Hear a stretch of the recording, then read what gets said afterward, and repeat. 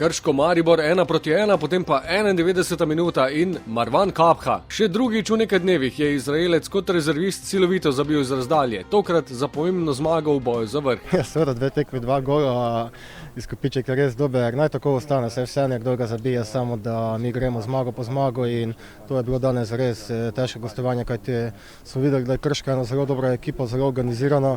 Niso kar neki, da bi samo nabijali dolge žoge, ampak so probali igrati. Zmagovita serija se nadaljuje, tokrat na zahtevnem gostovanju in na slabi igralni površini.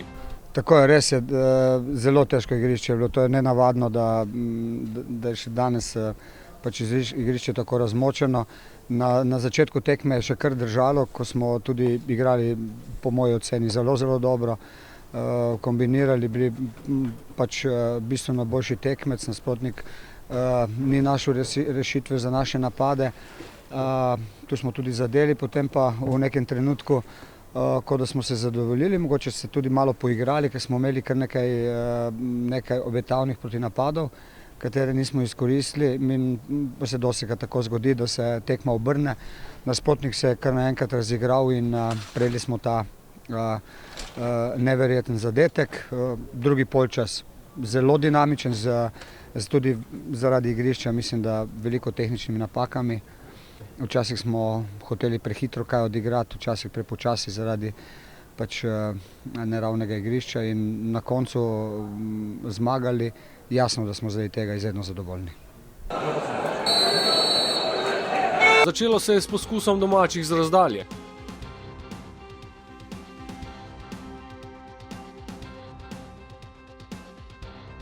Prva konkretna akcija pa je prinesla vodstvo. Janža je lepo našel prostega Vršiča, ki ni dolgo okleval in v njegovi maniri zadel za 1:0.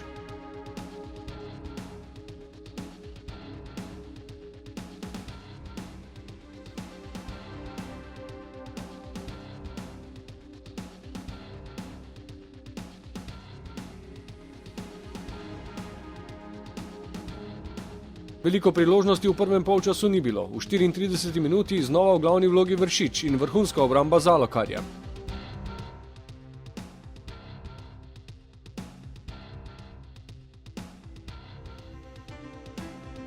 Le nekaj minut zatem neverjetno izenačenje. Šturm je z roba igrišča udaril proti golu in žoga je lobala Handanovića ter se spustila pod prečko. V polčasu je Kapha zamenjal vrhovca, nadaljevalo pa se je v podobnem ritmu kot v prvem delu igre, ob vse težjih razmerah za kombinatoriko.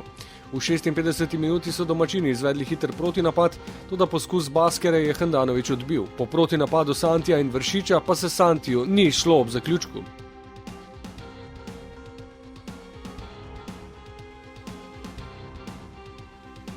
Le nekaj minut zatem je do soočenja z domačim vratarjem prišel še Zahović.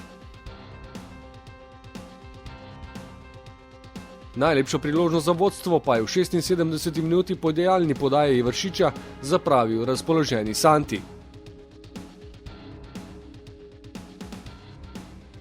Sledil je še poskus Zahovića z glavo v 81 minuti. Le nekaj minut kasneje znova nevaren strel domačinov, toda Dangobić ni uspel premagati mariborskega vratarja.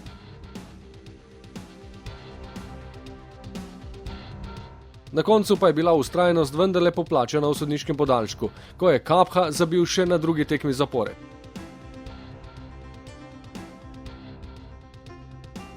Domačini so v preostanku tekme vse vrgli naprej, toda Handanović je ostal zbran do konca in Maribor je slavil tudi v Krškem. Zmaga, ki je takoj po tekmi pomenila, da je NK Maribor na vrhu lestvice.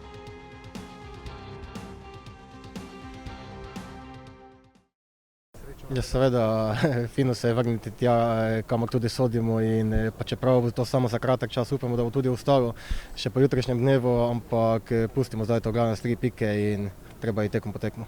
Neusmiljeni ritem tekem se nadaljuje že v sredo, ko ob 20:15 gostujemo v Kopru.